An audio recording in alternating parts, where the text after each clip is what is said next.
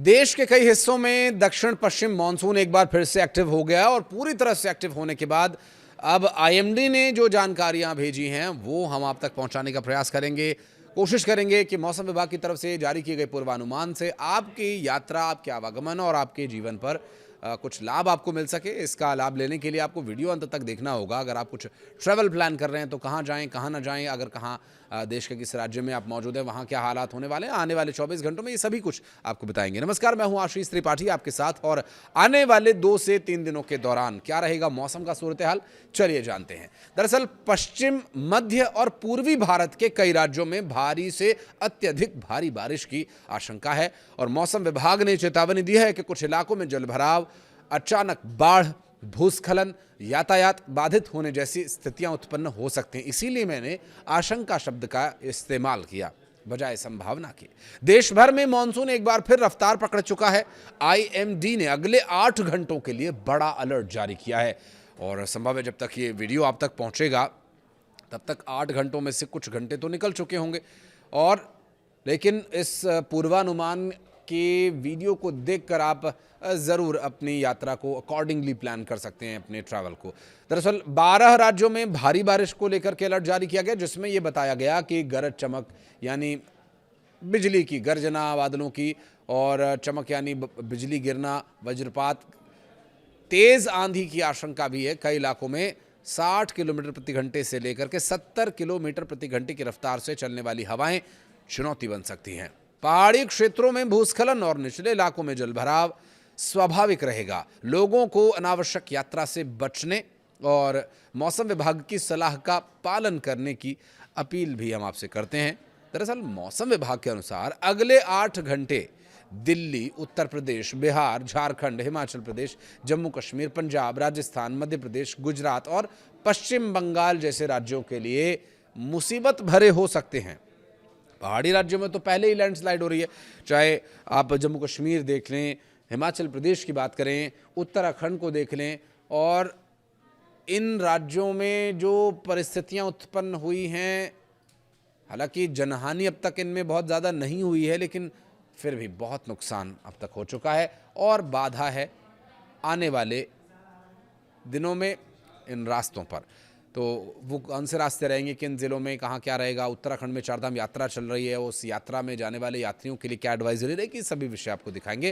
दरअसल पश्चिम बंगाल के तरफ से उठे सिस्टम का ये असर है जो एक्टिव है इन दिनों। भारी बारिश और तेज़ आंधी का असर देखने को मिल सकता है। कई जगहों पर बिजली गिरने की भी आशंका है और अधिकांश इलाकों में हवा की गति 50 से 70 किलोमीटर प्रति घंटे के बीच रहने वाली है। फिर वो 60 से 70 आप समझ लीजिए या फिर 50 से 60 मान लीजिए।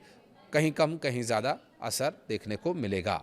आईएमडी के अनुसार गुजरात, कोंकण, गोवा, महाराष्ट्र, दक्षिण पश्चिम मध्य और दक्षिण पश्चिम के बाद मध्य भारत की बात करें तो मध्य प्रदेश और उसके थोड़ा सा आगे बढ़े तो छत्तीसगढ़ में भी मानसूनी गतिविधियां सबसे अधिक प्रभावशाली रहने वाली हैं। इसके अलावा दिल्ली, बिहार, हरियाणा, पंजाब, राजस्थान, असम समेत उत्तर भारत के इन राज्यों में क्या रहेंगे सूरत हाल, वो भी आपको बताएंगे। पहले ये जान लीजिए कि इस भारी बारिश से कुछ इलाकों में अत्यधिक और कुछ इलाकों में सामान्य बारिश होने की आशंका है, जिसकी वजह से चुनौतियां ज़रूर बन सकती हैं। मौसम विभाग का कहना है कि अरब सागर से लगातार नमी मिलने और मानसूनी ट्रफ के सक्रिय होने के कारण बारिश का ये दौर आने वाले कुछ दिनों तक जारी रहेगा।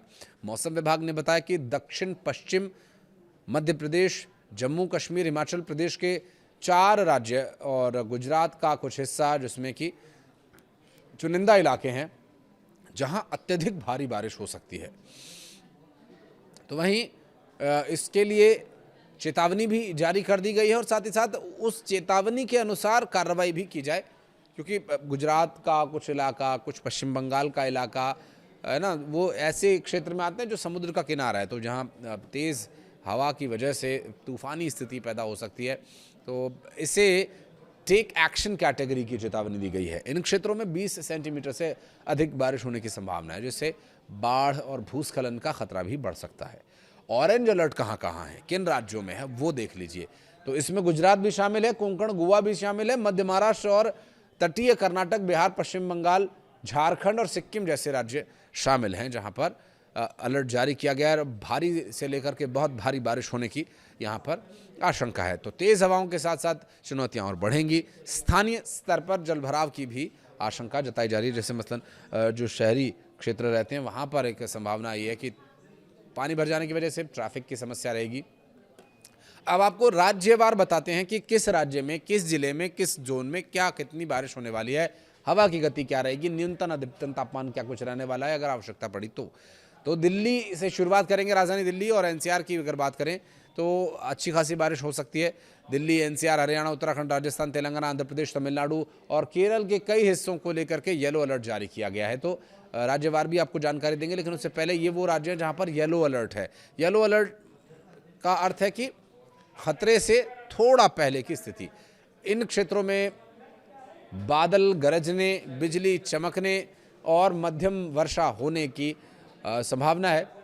तो 40 से 50 किलोमीटर प्रति घंटे की रफ्तार से हवाएं भी चल सकती हैं और मौसम विभाग ने अरब सागर से लगते क्षेत्रों में समुद्र के उग्र रहने की चेतावनी भी जारी की, जिसके लिए मछुआरों को बहुत सावधान रहना होगा। अगले कुछ दिनों तक समुद्र में न जाएं।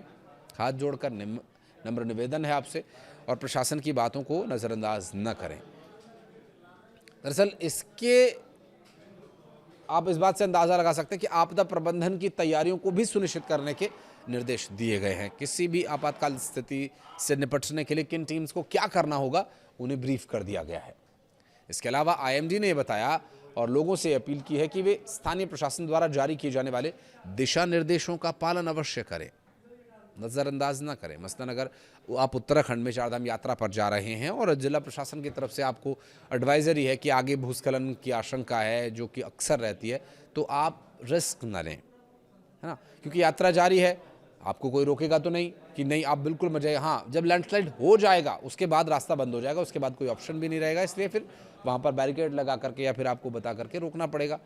तो इसलिए आप नज़रअंदाज ना करें, है ना, अनावश्यक यात्रा से बचें। अनावश्यक, चूँकि देखिए हर कुछ सब कुछ आवश्यक है, लेकिन आपकी जान से ज़्यादा कोई भी आवश्यक नहीं है। अगर आपकी जान को खतरा है तो सब अनावश्यक ही है, तो इस बात को भी आप समझें। मौसम संबंधी जो ताज़ा अपडेट्स हैं वो तो हम आपको बता ही रहे हैं, लेकिन हालात जो स्टेट बाय स्टेट बताने का वादा मैंने आपसे किया था, अब उसको पूरा करने का वक्त हो गया है। राजधानी दिल्ली की बात करें तो आज कई इलाकों में तेज बारिश और आंधी की आशंका है। हवा की रफ्तार 60 से 70 किलोमीटर प्रति घंटे के स्तर तक पहुंच सकती है। अधिकतम तापमान करीब 39 डिग्री सेल्सियस, न्यूनतम 31 डिग्री सेल्सियस रहने की संभावना है। उत्तर प्रदेश की बात करें तो उत्तर प्रदेश के पश्चिम में मेरठ है, फिर थोड़ा आगे बढ़े तो मथुरा, आगरा, चित्रकूट, बांदा, सोनभद्र, मिर्जापुर, कानपुर, बदायूं, सीतापुर, बाराबंकी, जालौन, हमीरपुर, महोबा, झांसी, ललितपुर और उसके आगे गोरखपुर, फिर प्रयागराज जिलों समेत कई जगह भारी बारिश और तेज आंधी की संभावना है। तो पश्चिम से लेकर पूरब तक ये संभावना है ही, और हवा की गति वहाँ से यहाँ तक, यहाँ से वहाँ तक 60 से 70 किलोमीटर प्रति घंटे की रफ्तार रहने वाली है। लखनऊ का राजधानी है जो कि, तो तापमान जान लेना बहुत ज़रूरी हो जाता है। 32 डिग्री सेल्सियस अधिकतम, 27 डिग्री सेल्सियस न्यूनतम रहने की संभावना है। मध्य प्रदेश की बात करेंगे तो इसमें भोपाल, ग्वालियर, शिवपुरी, गुना, विदिशा, सागर, दमोह, रायसेन, मंदसौर, नीमच, आगर, मालवा में तेज़ बारिश की आशंका है और हवा की गति यहाँ भी वही 60 से 70 किलोमीटर प्रति घंटे का रहने की संभावना है। थोड़ा और आगे बढ़े तो बिहार चलते हैं। बिहार के पटना, सिवान, सारण, भोजपुर, मुजफ्फरपुर, समस्तीपुर, दरभंगा, मधुबनी, पूर्णिया, बिहार के कटिहार, मधेपुरा, किशनगंज, बेगूसराय, खगड़िया, भागलपुर, मुंगेर, सहरसा और सुपौल में भारी बारिश और तेज हवाओं की आशंका बनी हुई है। हवा की गति 50 किलोमीटर प्रति घंटे की रफ्तार से लेकर के 60 किलोमीटर प्रति घंटे की रफ्तार तक रह सकती है। पहाड़ी राज्य उत्तराखंड की बात करेंगे। उत्तराखंड इसलिए भी अहम हो जाता है, तो देवभूमि है, दूसरे इस वक्त चारधाम यात्रा यहाँ पर चल रही है, तो वहाँ मौसम विभाग कह रहा है कि देहरादून, नैनीताल, बागेश्वर, अल्मोड़ा, पिथौरागढ़, चंपावत, चमोली, हरिद्वार और रुद्रप्रयाग में तेज बारिश के साथ आंधी चल सकती है। अब ऐसे में इन पहाड़ी इलाकों में आंधी चलेगी, पेड़ हिलेंगे, बारिश की वजह से मिट्टी गीली है, कटान हो सकता है, तो भूस्खलन का खतरा भी यहाँ बना हुआ है। हिमाचल प्रदेश में शिमला, मंडी, कुल्लू, कांगड़ा, बिलासपुर, सोलन, लाहौल स्पीति में भारी बारिश की संभावना है। कई इलाकों में 60 किलोमीटर प्रति घंटे की रफ्तार से लेकर 70 किलोमीटर प्रति घंटे की रफ्तार तक तेज हवाएं चल सकती हैं।